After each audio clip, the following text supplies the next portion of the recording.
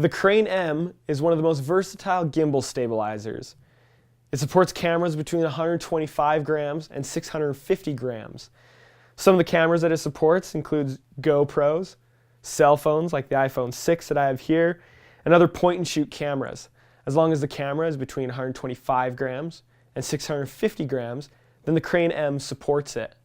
On the higher end, you might have a configuration such as a Sony a6300 or a6500 and certain lenses that might work with it. Now, to use a GoPro or an iPhone like I have today, you'll need a 1/4-inch tripod mount at the bottom.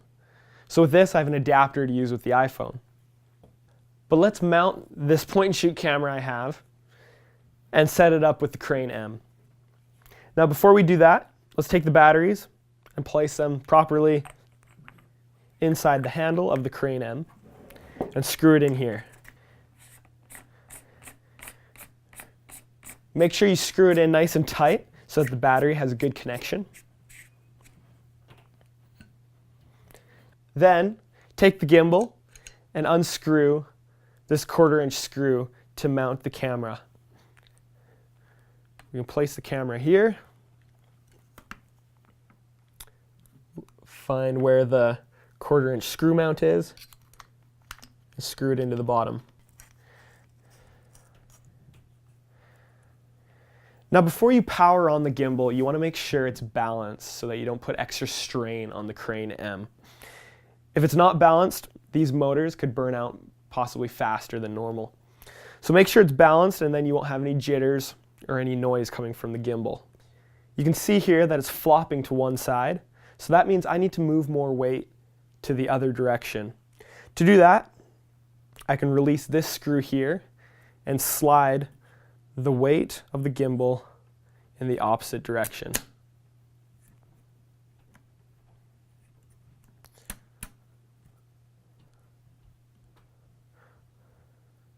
Once the gimbal can stay still on its own, you know it's balanced.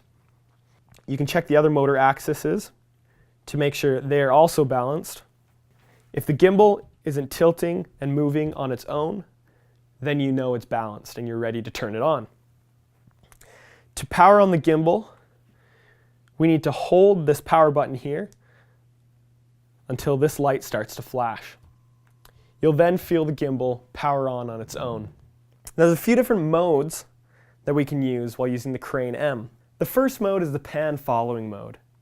In this mode, you can pan left and right as you point your hand left and right, but the gimbal motors will keep the camera locked up and down, so there won't be any tilting down or up in this mode. The second mode, if you single press this mode button right here once, it will enter locking mode. In this mode, all the motors are locked, and even if you move your hand up and down, left and right, the camera will stay locked in one position. The next mode we can use is the pan tilt following mode. Double press the mode button, and now we're in more of a freestyle mode. You can move your hand left and right, up and down, and the gimbal will allow the camera to also tilt in those directions smoothly. To return to the previous mode, just single press the mode button once. Now we're back in locking mode. As you can see, it's not moving anymore. Single press again, and we're back in the default mode, the pan following mode. In each of these modes, you can also use the joystick right here to tilt the camera up and down and side to side. You can also control the gimbal in the same way, tilting side to side, up and down, wirelessly by using the app. Through the app, you can also recalibrate the gimbal entirely. As you can see, it becomes really easy to get smooth, cinematic footage.